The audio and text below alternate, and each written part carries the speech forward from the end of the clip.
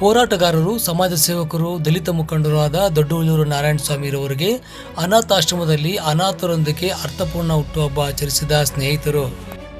ವೀಕ್ಷಕರ, ಇತ್ತೀಚಿನ ದಿನಗಳಲ್ಲಿ ಹುಟ್ಟುಹಬ್ಬಗಳೆಂದರೆ ಮೋಜು ಮಸ್ತಿ, ಆಡಂಬರ, ದುಂದುವೆಚ್ಚ, ಸ್ನೇಹಿತರೊಂದಿಗೆ ಪಾರ್ಟಿ ಮಾಡುವ ಪದ್ಧತಿಯಾಗಿದೆ.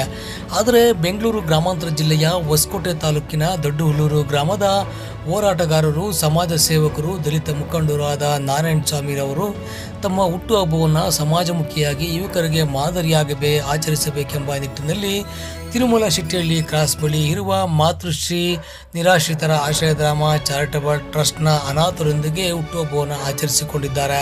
ಇನ್ನು ಬೆಂಗಳೂರು ಪೂರ್ವ ತಾಲೂಕಿನ ಕರ್ನಾಟಕ ಜಾನಪದ ಪರಿಷತ್ತಿನ ಅಧ್ಯಕ್ಷರಾದ ನಾಗೇಶ್ ಅವರು, ಕರ್ನಾಟಕ ಜಾಂಬ ಯುವ ಸೇನೆಯ ಸಂಸ್ಥಾಪಕ ರಾಜ್ಯಾಧ್ಯಕ್ಷರಾದ ಡಾಕ್ಟರ್ ಎಸ್. ಎಂ. ರಮೇಶ್ ಚಕ್ರವರ್ತಿಯವರು ಹಾಗೂ ಎಂಎಲ್ ಅಂಡ್ ಸನ್ಸ್ ಕಂಪನಿಯ ಚಂದ್ರಹಾಸ್ರವರು ಸೇರಿದಂತೆ ನಾರಾಯಣ ಸ್ವಾಮಿರವರ ಅಭಿಮಾನಿಗಳು, ಸ್ನೇಹಿತರು ಅನಾಥಾಶ್ರಮದಲ್ಲಿರುವ ಅನಾಥರಿಗೆ ಊಟದ ವ್ಯವಸ್ಥೆಯನ್ನು ಮಾಡುವ ಮುಖಾಂತರವಾಗಿ ಹುಟ್ಟುಹಬ್ಬವನ್ನು ಅರ್ಥಪೂರ್ಣವಾಗಿ ಆಚರಿಸಿದ್ದಾರೆ.